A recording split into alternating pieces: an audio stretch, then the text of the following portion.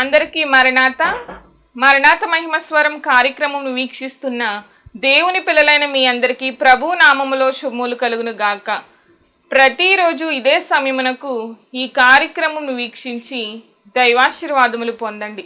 ఇప్పుడు pastor Samuel Sundar Reddy గారు దేవుని వాక్య వర్తమానం అందిస్తారు. శ్రద్ధగా ఆలకించండి. దేవునికి స్తోత్రం. అందరికీ మరణాత. దేవుని మహాకృపను బట్టి బ్లెస్సింగ్ ఛానల్లో వాక్య సందేశాలు ప్రారంభించి నేటికి సంవత్సరం కాలం గడిచింది. మరి ఈ సంవత్సరం అంతా కూడా దేవుడు తన మహాకృపను బట్టి తన ఆత్మశక్తితో ఈ కార్యక్రమాన్ని జరిగించుకుంటూ ముందుకు వెళుతూ ఉన్నారు. చాలా సంతోషము. దీనికి సహకరించినటువంటి బ్లెస్సింగ్ ఛానల్ యాజమాన్యం వారికి, అలాగే వీక్షకులకు, అలాగే విశ్వాసులైనటువంటి మీ అందరికీ, అలాగే మా కొరకు ప్రార్థన చేస్తున్నటువంటి మీ అందరికీ కూడా ప్రత్యేకమైనటువంటి వందనాలు తెలియజేస్తున్నాను. మరి రాబోయే రోజుల్లో కూడా అద్భుతమైనటువంటి పరిచర్య జరగడానికి మీ అనుదిన ప్రార్థనలో మా కొరకు జ్ఞాపకం చేసుకుని ప్రార్థించండి. అలాగే మీ కొరకు కూడా మా అనుదిన ప్రార్థనలో మేము ప్రార్థన చేస్తూ ఉంటాము. ఒకవేళ మీకు ఈ కార్యక్రమం ఆశీర్వాదకరంగా ఉండి ప్రేరేపణ కలిగినట్లయితే కనుక మీ ప్రోత్సాహాన్ని అందించండి. ఈ కార్యక్రమాన్ని దయచేసి ముందుకు వెళ్ళడానికి సహకరించవలసిందిగా దేవుని పేరట తెలియజేస్తూ ఉన్నాను. దేవుడు మిమ్మల్ని బహుగా ఆశీర్వదించును గాక. ఆమేన్. దేవునికి స్తోత్రం. అందరికీ మరణాత. దేవుడు మనకు అనుగ్రహించిన ప్రాముఖ్యమైన సమయంలో దేవుని వాక్యాన్ని ధ్యానించుకుందాము. ముందుగా దేవుని వాక్య భాగాన్ని చదువుకుందాము. ప్రకటన గ్రంథము 20వ అధ్యాయము 12వ వచనం చదువుకుందాం. ప్రకటన గ్రంథము 20వ అధ్యాయం 12వ వచనం. మరియు గొప్పవారేమి కొద్దివారేమి మృతులైన వారందరూ ఆ సింహాసనం ఎదుట నిలవబడి ఉండుట చూచితిని. అప్పుడు గ్రంథములు విప్పబడెను, మరియు జీవ గ్రంథమును వేరొక గ్రంథము విప్పబడెను. ఆ గ్రంథముల యందు రాయబడి ఉన్న వాటిని బట్టి తమ క్రియలు చెప్పున మృతులు తీర్పు పొందిరి. చిన్న ప్రార్థన చేసుకుందాము. మహాపరిశుద్ధుడా, మహిమగల దేవా, ప్రేమ స్వరూపి, సకల ఆశీర్వాదాలకు కారణభూతుడైన ప్రియ పరలోకపు తండ్రి, నీ దివ్యమైన ఘనమైనటువంటి నామానికి వందనాలు, స్తోత్రాలు, స్తుతులు చెల్లించుకొనుచున్నాము. ఈ ప్రాముఖ్యమైనటువంటి సమయంలో తండ్రి, కొద్ది నిమిషములు మీ మాటలు వినాలని తండ్రి మేమందరము ఆశపడుతూ ఉన్నాము. ఆశపడే ప్రాణమును తృప్తిపరచువాడు నీవు మాత్రమే కనుక కొద్ది నిమిషములు నీ బిడ్డలతోనూ నాతోనూ మీరే మాట్లాడి మహిమ పొందుకోమని జీవవాక్కును మాకు అనుగ్రహిస్తూ ఉన్న యేసుక్రీస్తు వారి నామములో అడిగి వేడుకొనుచున్నాము పరమ తండ్రి. ఆమెన్. దేవనామమున మీ ఎల్లరికూ శుభములు కలుగును గాక. ఆమెన్. అందరూ బాగున్నారా? చాలా సంతోషం. మరి సమయానికి మరి కార్యక్రమం వరకు ఎదురు చూస్తూ ఉన్నారు చాలామంది. చాలా అద్భుతమైనటువంటి విషయాన్ని ఈరోజు మనము ఆలోచన చేయవలసిన వారమై ఉన్నాము. పరిశుద్ధ గ్రంథములో చాలా విషయాలు దేవుడు పొందుపరిచారు. మరి ఇప్పుడు నేను ఈరోజు చెప్తున్నటువంటి ఈ అంశము చాలా ప్రాముఖ్యమైనటువంటి అంశం. మనం మరణించిన తర్వాత ఏం జరగనై ఉన్నదో మనము ఖచ్చితంగా ఎరిగిన వారమై ఉండాలి. యేసుక్రీస్తు ప్రభువు వారిని కలిగినటువంటి వారందరికీ కూడా తెలిసినటువంటి మాట, చనిపోయినటువంటి మనము శరీరము మట్టిలోనికి వెళ్ళిపోతుంది, మన్నైన తిరిగి మన్నైపోతుంది, ఆత్మ ఆయన దగ్గరికి వెళ్ళిపోతుంది. ఇది జరిగేటటువంటి విషయమే, మనందరికీ బాగుగా తెలిసినటువంటి విషయం. మరి ఆ వెళ్ళినటువంటి ఆత్మ నిత్యజీవంలోనికి వెళ్ళాలి, నిత్యజీవంలోనికి వెళ్ళాలి, నిత్యము ఆయనతో ఉండాలి, పరలోక రాజ్యములో ఆయనతో ఉండాలి. నేను వెళ్ళుచున్నాను, మీరు నా వద్ద ఉండడానికి నా తండ్రి ఇంట నివాసమును సిద్ధము చేయ వెళ్ళుచున్నాను అని యోహాను సువార్తలో యేసుక్రీస్తు ప్రభువు వారు శరీరధారిగా ఈ లోకంలో ఉన్నప్పుడు ఆయన బయలుపరిచినటువంటి మాటలు మనం చూస్తూ ఉన్నాం. అంటే యేసుక్రీస్తు ప్రభువు వారు మన నిమిత్తము ఆయన సిద్ధము చేస్తున్నటువంటి విధానము పరిశుద్ధ గ్రంథంలో మనకు కనబడుతూ ఉంది. మనకున్నటువంటి ఒక నిరీక్షణ, రెండవ రాకడ అనేటువంటి నిరీక్షణ మనం కలిగి ఉన్నాం.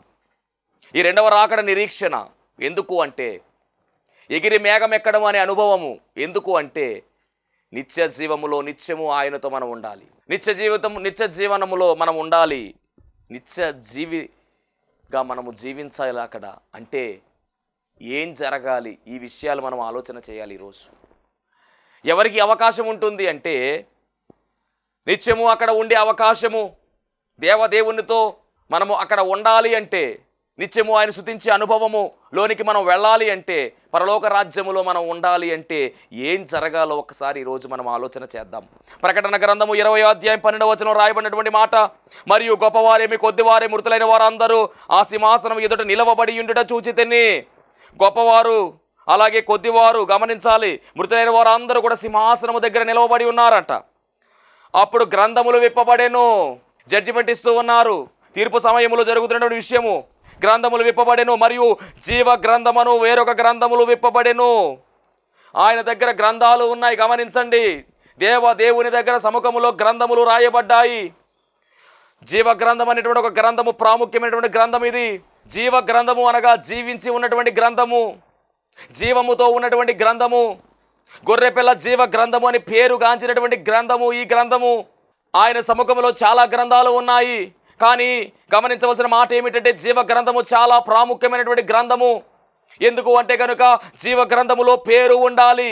జీవ గ్రంథములో పేరు ఉంటేనే పరలోక రాజ్యములో మనం ఉండగలము, నిత్య రాజ్యములో మనము ఉండగలము. జీవ గ్రంథములో పేరు లేకపోతే మన పరిస్థితి తారుమారైపోతుంది. జాగ్రత్త. నువ్వు క్రైస్తవుడే ఉండొచ్చు, పేరుకు క్రీస్తుని కలిగి ముందుకు నడుచుకుంటూ వెళ్ళొచ్చు. కానీ జీవ గ్రంథములో పేరు లేకపోతే నీ చేసినటువంటి భక్తి అంతా వృధా అయిపోతుంది. నామకార్థ భక్తి చేసేటటువంటి వారి యొక్క స్థాయి ఈరోజు మనం గమనిస్తే పేరుకు మాత్రమే భక్తి చేసేవారు చాలామంది ఉన్నారు. నామకార్థ భక్తి అంటారు, దాన్ని వేషధారణతో కూడా భక్తి అంటారు. అలాంటి వారి పేర్లు జీవగ్రంథంలో రాయబడవు. మరి జీవగ్రంథంలో పేరు ఉంటే ఏం జరుగుతుంది? జీవగ్రంథంలో పేరు ఉంటే ఏం జరుగుతుందంటే ప్రకటన గ్రంథం 21:27 ప్రకారము గొర్రెపిల్ల యొక్క జీవ గ్రంథమందు రాయబడిన వారే దానిలో ప్రవేశింతురు. అనగా నూతన యెరూషలేము నిత్య జీవములోనికి వెళ్ళాలి అంటే ఖచ్చితంగా పేరు ఉండాలంటే పేరు ఉండాలి. పేరు ఉంటేనే పని జరుగుతుంది. నేటి కాలంలో మనం పరిశీలన చేస్తే ఓటర్ ఐడిలో మన పేరు ఉంటేనే, ఓటర్ కార్డు మన దగ్గర ఉండి ఓటర్ ఐడి లిస్టులో మన పేరు ఉంటేనే ఓటు వేయగలం. అలాగే రేషన్ మనకు రావాలి అంటే కనుక రేషన్ కార్డులో మన పేరు ఉండాలి, అప్పుడే రేషన్ మనకు వస్తుంది. మరి ఓటర్ కార్డులో రేషన్ కార్డులో మన పేరు ఉండాలంటే ముందు ఆధార్ కార్డులో మన పేరు ఉండాలి. ఆధార్ కార్డులో పేరు లేకపోతే ఇక మనకు ఆధారమే లేదు. నువ్వు భారతీయుడిగా గుర్తింపు ఉండదు ఇక నీకు. అంటే ఆధార్ కార్డులో పేరు ఉంటేనే నువ్వు భారతీయుడిగా, నీకు ప్రభుత్వం నుంచి వచ్చేటటువంటి ఆ యొక్క ఆదాయం అంతా కూడా లభిస్తుంది. అది లేకపోతే పాస్పోర్ట్ రాదు. అది లేకపోతే దేనికి కూడా, ప్రతి దానికి కూడా నేటి కాలంలో ఆధార్ కార్డు ఆధారం అయిపోయింది. మన జీవన విధానం కొనసాగాలంటే ఆధార్ కార్డు ఎంతో ప్రాముఖ్యమైంది. ప్రతిదానికి కూడా ఒక బ్యాంక్ అకౌంట్ ఓపెన్ చేయాలన్నా ఆధార్ కార్డు కావాలి, ఓటు రావాలన్నా ఆధార్ కార్డు కావాలి. ప్రతిదానికి కూడా ఆధార్ కార్డును మెన్షన్ చేస్తూ ఉన్నారు. ఇప్పుడు మన భారతదేశంలో ఉండడానికి ఆధార్ కార్డు ఎంత ప్రాముఖ్యమైందో, నిత్య జీవములో నిత్యము ఉండాలి అంటే కనుక ఖచ్చితముగా మన పేరు జీవ గ్రంథములో ఉండాలి. ఉంటే నిత్య జీవంలోకి మనం వెళతాము. ఆ ప్రభువుతో ఉండే గొప్ప భాగ్యం మనకు లభిస్తుంది. దేవునికి మహిమ కలుగునుగాక. ఒకవేళ జీవ గ్రంథములో పేరు లేకపోతే ఏం జరుగుతుంది పాస్టర్ గారంటే ప్రకటన గ్రంథము 20:15 ప్రకారము, ప్రకటన గ్రంథము 20:15 ప్రకారం ఏం జరుగుతుందంటే ఎవని పేరైనను జీవ గ్రంథమందు రాయబడినట్టు కనబడని ఎడల వాడు అగ్నిగుండములో పాడవేయబడును. అగ్నిగుండము, జీవగ్రంథములో పేరు లేకపోతే అగ్నిగుండములోనికి వెళ్ళిపోతారు. దీన్ని ఏమన్నారంటే కనుక ఈ అగ్నిగుండమును ఏమన్నారంటే రెండవ మరణము అన్నారు. మొదటి మరణం శరీరానికి వచ్చింది, రెండవ మరణం దేనికి అంటే కనుక ఆత్మ. అక్కడ ఎలా ఉంటుంది అగ్నిగుండం? ఎలా ఉంటుందంటే కనుక అగ్ని ఆరదు, పురుగు చావదు. చాలా భయంకరమైనటువంటి శిక్ష అది. జీవగ్రంథంలో పేరు ఉంటే నిత్య జీవంలోకి వెళతారు. జీవగ్రంథంలో పేరు లేకపోతే నిత్య నరకములోనికి వెళతారు. దానిని నిత్య అగ్నిగుండం అన్నారు. రెండు నిత్యాలే. నిత్య జీవంలోకి వెళ్ళాలి అనుకుంటే జీవగ్రంథంలో మన పేరు రాయబడి ఉండాలి. నిత్య నరకంలోకి వెళ్ళాలి అంటే కనుక పేరు రాయవలసిన అవసరం లేదు. వింటున్నారా వాక్యం? అంటే క్రైస్తవుడైనంత మాత్రాన జీవగ్రంథంలో పేరు ఉంటుందా అంటే ఏమో చెప్పలేం. మన క్రియలు బట్టి ఈరోజు అదే మనం మాట్లాడుకుంటూ ఉన్నాం. ఏదేమైనప్పటికీ జీవగ్రంథంలో మన పేరు ఉండాలి.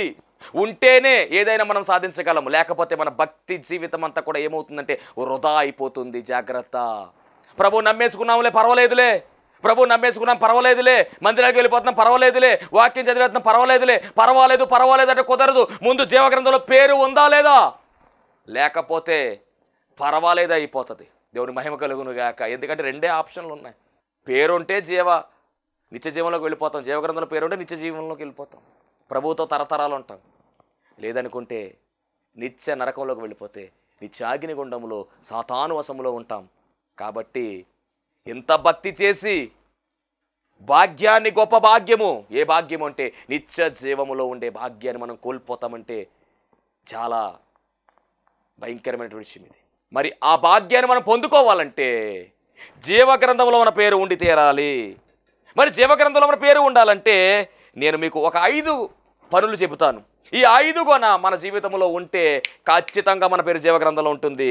దేవుని మహిమ కలుగును గాక. భయపడద్దు ఎవరో కూడా. జీవగ్రంథంలో పేరు ఉండాలంటే పరిశుద్ధ గ్రంథంలో మరి ఏం చేయాలో ఆల్రెడీ దేవుడు బయలుపరిచాడు. మొదటిగా జీవగ్రంథంలో పేరు ఉండాలంటే చేయవలసిన పనుల్లో మొదటి పని యోహాను సువార్త 3వ అధ్యాయము 36వ వచనం చదువుకుందాం. యోహాను సువార్త 3:36. కుమారుని యందు విశ్వాసం ఉంచువాడు నిత్య జీవము గలవాడు, కుమారునికి విధేయుడు కానివాడు జీవము చూడడు గాని దేవుని ఉగ్రత వాని మీద నిలిచియుండును. అనగా ఆయనను మనము నమ్మాలి, విశ్వాసము కలిగి ఉండాలి. కుమారుని యందు విశ్వాసము కలిగి ఉండాలి. విశ్వాసము కలిగి ఉంటేనే నిత్య జీవములోనికి మనం వెళతాం. అంటే కుమారుని విశ్వాసము కలిగి ఉండడము అంత మాత్రమే కాదు, కుమారునికి విధేయత చూపాలి. ఆయనది విధేయత కలిగి మనం ఉండాలి. ఈ పనులు మనం చేస్తే గనక, అంటే దేవుని కుమారుని విశ్వాసం ఉంచడం అంటే యేసుక్రీస్తు ప్రభువుని మనం విశ్వసించాలి. ఆయన విశ్వసిస్తే ఖచ్చితముగా మనము జీవగ్రంథములో మన పేరు రాయబడుతుంది. విశ్వాసము లేకుండా దేవునికి ఇష్టమైన అసాధ్యమని రాయబడింది. అంటే క్రైస్తవ జీవితంలో ఖచ్చితముగా ఉండవలసినది ఏమిటంటే విశ్వాసము. ఈయన దేవుని కుమారుడు, ఈయన రక్తం వలన మనకు పాప విమోచన, ఈయన్ను అనుసరిస్తేనే, ఈయన మార్గములో నడిస్తేనే మనకు విడుదల కార్యము జరుగుతుంది అనే విషయాన్ని మనము నమ్మాలి. మన పాపముల నిమిత్తము ఆయన వచ్చాడు ఈ లోకానికి. మన పాపముల నిమిత్తము ఆయన హీనుడుగా, దీనుడుగా, రిక్తుడుగా ఈ లోకానికి వచ్చి నా కొరకే ఆయన రక్తము చిందించాడు, నా కొరకే ప్రాణం పెట్టాడు, నా కొరకే సమస్త కార్యము జరిగించాడు. నా పాపముల నిమిత్తమే ఆయన బలి అయ్యాడు. ఆయన తిరిగి 3వ రోజున లేచాడు. మరణాన్ని గెలిచినటువంటి గొప్ప ధీరుడు ఆయన అని మనము నమ్మాలి. నమ్ముట నీ వాళ్ళతో నమ్మని సమస్తము సాధ్యమే. నమ్మి బాప్తిజం పొందుకున్నవాడు రక్షింపబడును. ఈరోజు నేను చెప్తున్నటువంటి మాట ఏమిటంటే రక్షణ అనే అనుభవం నీలో ఉండాలి. అంటే విశ్వాసము కలిగి రక్షణ పొందుకోవాలి. నా ప్రభువు నా కోసమే బలి అయ్యాడు, నా కోసమే ఆయన వచ్చాడు, నా కోసమే రక్తము చిందించాడు. ఈ నమ్మకము, ఈ విశ్వాసం మనం కలిగి ఉంటే మన పేరు జీవగ్రంథంలో రాయబడుతుంది. ఆయన విశ్వాసము కలిగి ఉండాలి, రక్షణ భాగ్యము కలిగి ఉండాలి, నమ్మకము కలిగి ఉండాలి. ఇవన్నీ మనలో ఉంటే ఖచ్చితముగా జీవగ్రంథంలో పేరు రాయబడుతుంది. అపనమ్మిక మనలోనికి రానివ్వద్దు, అవిశ్వాసం మనలోనికి రానివ్వకూడదు. సాతాను క్రియలవన్నీ కూడా మనము నమ్మాలి. మనుషులు నమ్ముకున్నట్టు కంటే యెహోవాను ఆశ్రయించటం మేలు అనే మాట మనం పలుమారులు చదువుకుంటూ ఉంటాం. కాబట్టి నేను చెప్తున్నటువంటి మాట ఏమిటంటే ఎవరైతే కుమారుని విశ్వాసం కలిగి ఉంటారో వారు నిత్య జీవులకు వెళతారు. ఆ విశ్వాసం ఎలాంటి విశ్వాసం అంటే నా ప్రభువు నా కొరకే సమస్తము చేశాడు. ఆయన దైవ కుమారుడు, ఆయన అద్వితీయుడు, ఆయన సర్వశక్తిమంతుడు, ఆయన త్వరగా రానయ్యున్నాడు. 2వ రాకడలో ఆయన రానయ్యున్నాడు. నేను ఎత్తబడతాను అనే విశ్వాసం మనలో ఉండాలి. విశ్వాసము స్థాయి ఎక్కడ తగ్గకుండా ఉండాలి. అలా ఉంటే ఖచ్చితంగా మన పేరు జీవగ్రంథంలో రాయబడుతుంది. మీకు ముందే చెప్పాను, గ్రంథంలో రాయబడకపోతే నిత్య అగ్నిలోనికి వెళ్ళిపోతాం, రాయబడితే నిత్య జీవములోనికి వెళతాం. డిసైడ్ అయిపోవచ్చు అక్కడ మనం. ఇక రెండవదిగా మనం పరిశీలన చేస్తే కనుక విశ్వాసం ఉంచేవాడు నిత్య జీవం గలవాడు, వాడు తీర్పులోనికి రాక మరణము నుండి జీవములోనికి దాటిపోవునని యోహాను సువార్త 5:24 రాయబడింది. విశ్వాసం, ఎవరైతే విశ్వాసం ఉంచుతారో వారంట నిత్య జీవం గలవారంట. వారు తీర్పులోనికి రారు, మరణము నుండి జీవంలోనికి దాటిపోతారంట. ఎంత గొప్ప ధన్యత అండి! ఎంత డైరెక్ట్గా చెప్పాడు దేవుడు. మరి ఈరోజు నువ్వు ప్రభువునందు విశ్వాసం, ఏ విశ్వాసం కలిగి ఉన్నావు? అమ్మా నీ విశ్వాసము గొప్పది, అయ్యా నీ విశ్వాసము గొప్పది, ఇలాంటి విశ్వాసము నేను చూడలేదు అన్నట్టుగా నువ్వు ఉన్నావా లేదా? ఈరోజు కష్టం వచ్చింది, బాధ వచ్చింది, బలహీనత వచ్చింది, వెంటనే ఏం దేవుడో, ఏమైపోయాడో, నా ప్రార్థన ఏమైపోతుంది అనేటటువంటి అపనమ్మిక నీలోకి వస్తే ఇక నువ్వు విశ్వాసంగా పిలువబడతావా? విశ్వాసిగా పిలువబడుతున్నటువంటి నీలో విశ్వాసం లేకపోతే నువ్వు విశ్వాసం ఎలా అవుతావు? నేను అంటున్న మాట ఏమిటంటే విశ్వాసమందు మనం స్థిరత్వం కలిగి ఉండాలి, విశ్వాసమందు మనము స్థిరులుగా ఉండాలి. అమ్మా నీ విశ్వాసము గొప్పది అని పిలిపించుకున్నటువంటి వారు ఉన్నారు బైబిల్ గ్రంథములో. నీ విశ్వాసమే నిన్ను స్వస్థపరచును అని కూడా రాయబడింది బైబిల్ గ్రంథములో. కాబట్టి ఈరోజు విశ్వాసిగా పిలవబడటం గొప్ప కాదు, విశ్వాసమందు స్థిరత్వము కలిగి జీవించడము గొప్ప.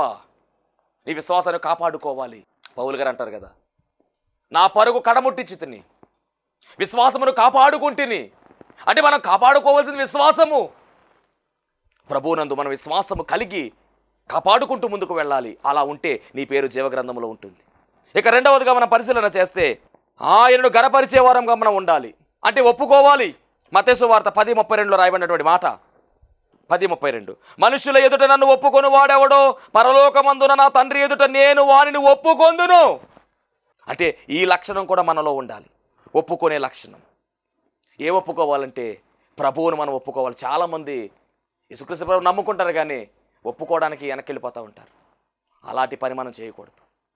మనం ఈ లోకములో మనుషులు ఎదుట ఆయన ఒప్పుకుంటే, ఆయన స్వీకరించాను, ఆయన రక్షకుడు, ఆయన మా దేవుడు అని ఒప్పుకుంటే, పరలోకమందు ఉన్నటువంటి మరి ఆ తండ్రి దగ్గర, దూతల దగ్గర యేసుక్రీస్తు ప్రభువు వారు ఒప్పుకుంటారు.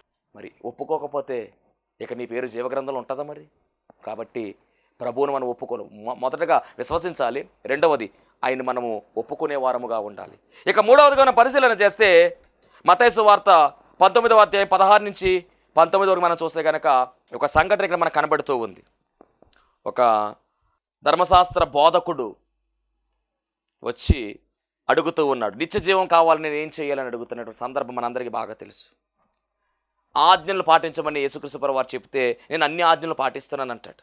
అప్పుడు ఆ సందర్భంలో ఆయన అంటున్నటువంటి మాట 19వ అధ్యాయము 21వ వచనం, నీ ఆస్తిని అమ్మి బేదలకిచ్చి నన్ను వెంబడించు అని చెప్తున్నాడు.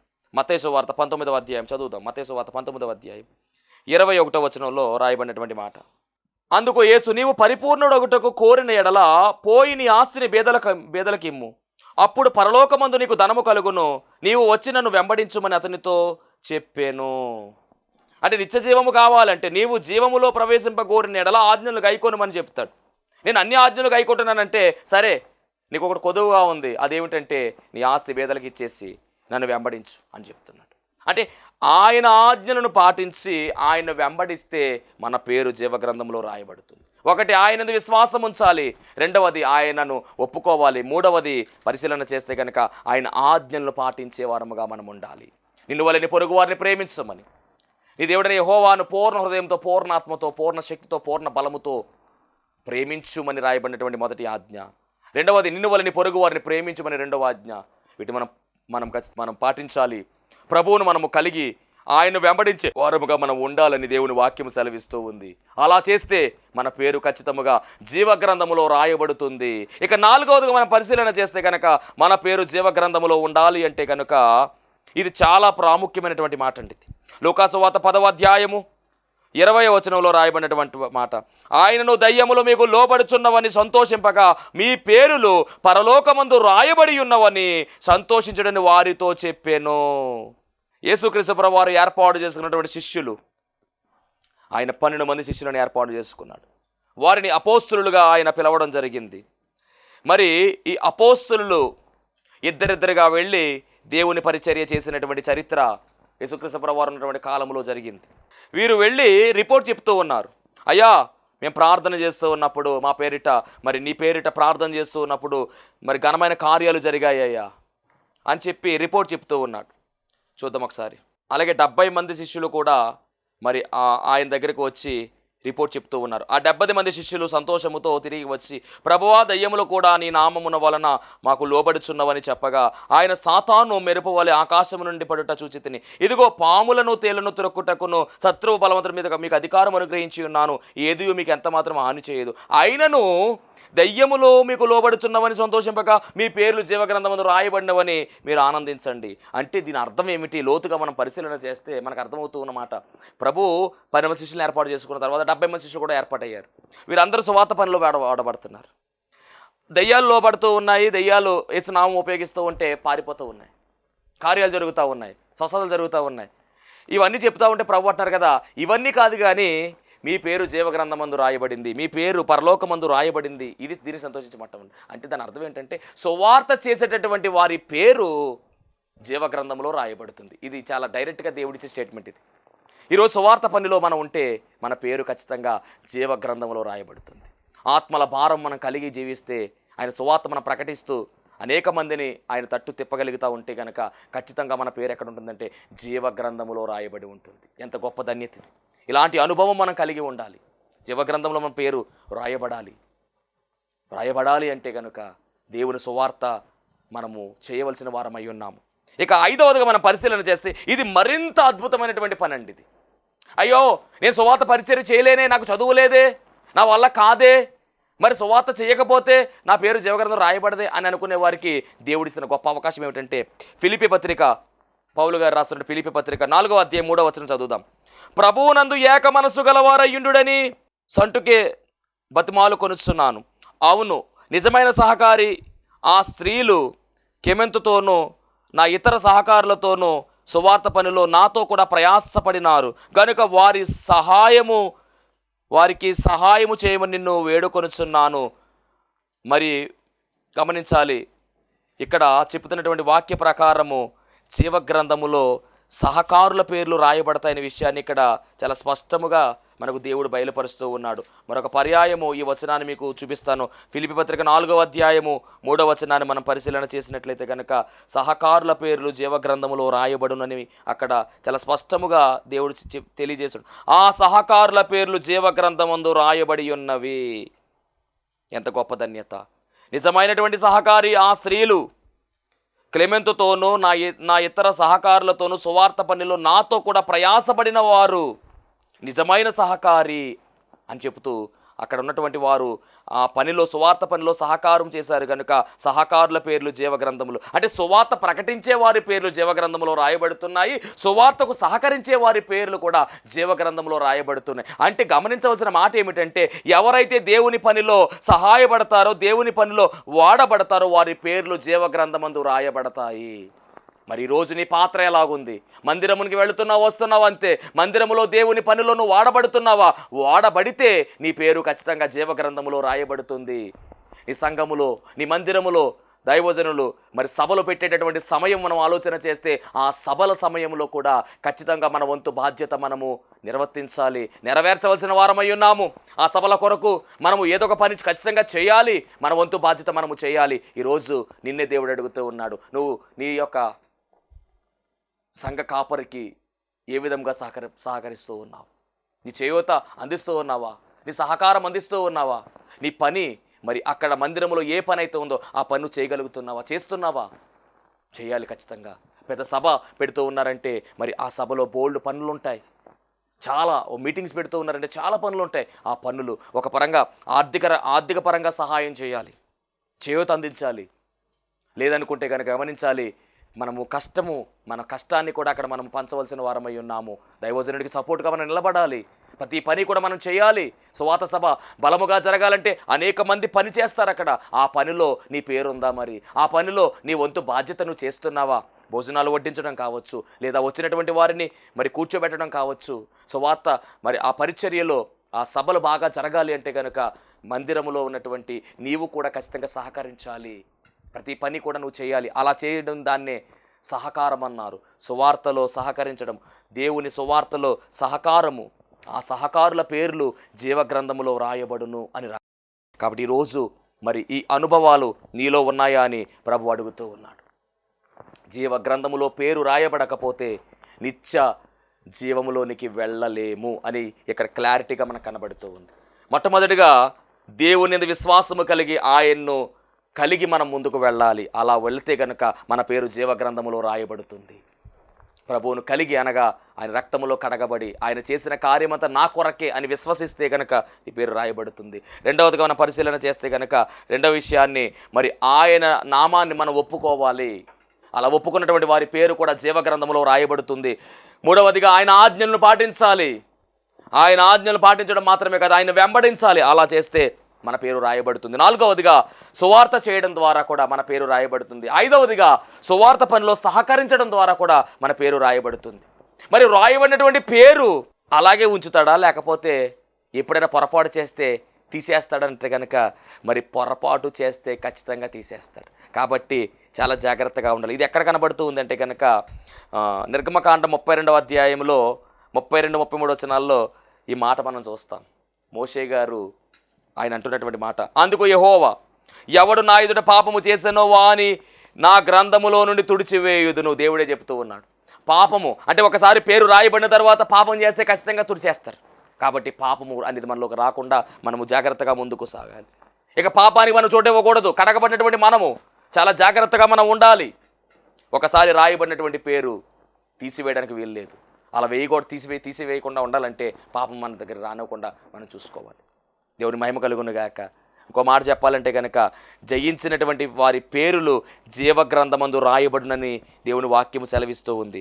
కాబట్టి జయము జయము మనము జయించాలి. జయించినటువంటి వారి పేరు జీవగ్రంథములో రాయబడును. మనము జయించాలి. ఈ లోకాన్ని మనము జయించాలి. పాపాన్ని మనము జయించాలి. సాతాన్ని మనము జయించాలి. శరీరమును మనము జయించాలి. జయించిన వారి పేరు మాత్రమే జీవగ్రంథమందు రాయబడును. జయించాలి అంటే కనుక జయనాథుడుగా వచ్చిన యేసుక్రీస్తు ప్రభువు వారిని మనము సేవించవలసిన వారమై ఉన్నాము. ఆయన ఇస్తేనే మనకు జయము, ఆయన లేకపోతే మనకు జయము లేదు. కాబట్టి నేను అనే మాట ఏమిటి అంటే కనుక మనము జయించాలి. జయించిన వారముగా మనం ఉండాలి. పాపము, 2 లోకము, 3 శాపము, 4వదిగా శరీరము, 5వదిగా సాతాను. వీటిని మనము జయించాలి. శరీరాన్ని మనము జయించాలి. లేకపోతే జీవగ్రంథంలో మన పేరు రాయబడము ఇబ్బందే. ఎందుకంటే శరీర కార్యాలు, భయంకరమైన కార్యాలు ఉన్నాయి. వీటినన్నీ విడిచిపెట్టేయాలి. ఆత్మ కార్యాలు మనలోనికి రావాలి. శరీర కార్యాలన్నీ కూడా విడిచిపెట్టాలి. ఆత్మ కార్యాలు మనలో జరగాలి అంటే కనుక ఖచ్చితముగా శరీరాన్ని మనము జయించాలి. జయించాలంటే ప్రభువును మనం పట్టుకుని ఉండవలసిన వారమై ఉన్నాము. మనంతట మనకు జయం రాదు, కానీ జయమిచ్చేటటువంటి యేసుక్రీస్తు ప్రభువు వారి ద్వారా మనకు జయం లభిస్తుంది. ఎందుకంటే ఆయన శరీరాన్ని జయించారు, లోకాన్ని జయించారు, పాపాన్ని జయించారు, మరణాన్ని జయించారు. సమస్తమును కూడా ఆయన జయించి ఆయన ఇస్తున్నటువంటి ఆ జయమే మనం పొందుకుంటూ ఉన్నాము. కాబట్టి నేను చెప్తున్నటువంటి మాట, మనంతట మనం ఏమీ సాధించలేము, కానీ యేసుక్రీస్తు ప్రభువు వారి ద్వారానే సమస్తము జరుగుతూ ఉన్నాయి. ఆయనను మనం విశ్వసించాలి. అప్పుడు మనకు జయము కలుగుతూ ఉంది. జయం కలిగినటువంటి వారి పేరు జీవగ్రంథంలో రాయబడును అన్నారు. జయించినటువంటి వారు జీవవృక్ష ఫలములు భుజింపవచ్చును. జయించిన వారికి మన్నాను భుజింపనిస్తునని చెప్పి ఆయన చెబుతూ ఉన్నారు. జయించినటువంటి వారిని దేవుని ఆలయములో ఒక స్తంభముగా నిలవబెడతానని దేవుని వాక్యములో రాయించారు. అంత మాత్రమే కాదండి, ఆయనతో సింహాసనం దగ్గర కూర్చునేటువంటి అవకాశము జయించిన వారికి ఇస్తున్నాడు ఆయన. అంటే జయించాలి. ఫైనల్గా నేను చెప్తున్నటువంటి మాట ఏమిటంటే, జీవగ్రంథంలో మన పేరు ఉండాలంటే ఖచ్చితంగా మనము జయ జీవితం పొందుకోవాలి. జయ జీవితం మనం పొందుకోవాలంటే ప్రభువును మనం అంటి పెట్టుకుని ఉండాలి. అంటే జీవగ్రంథములో పేరు రాయబడాలంటే ప్రభువు లేకపోతే రాయబడదు. ఇది గమనించండి. మొదటి నుంచి చెప్పినటువంటి విషయం మీకు అర్థమై ఉంటుంది. ఆయన యందు విశ్వాసం ఉంచాలి. 2వది ఆయన పేరు మనం ఒప్పుకోవాలి. 3వది ఆయన ఆజ్ఞలు పాటించి ఆయన్ని మనం వెంబడించాలి. అలాగే 4వదిగా మనం పరిశీలన చేస్తే ఆయన సువార్త మనం చేయాలి. 5వదిగా ఆయన సువార్తలో సహకారులుగా మనం ఉండాలి.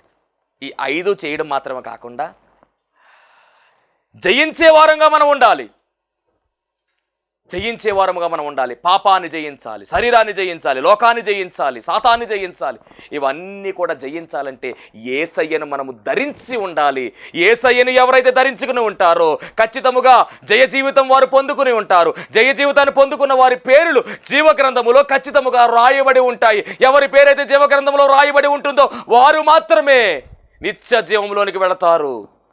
అట్టి నిత్య జీవ అంతస్తు దేవదేవుడు మనందరికీ అనుగ్రహించునుగాక. ఆమేన్.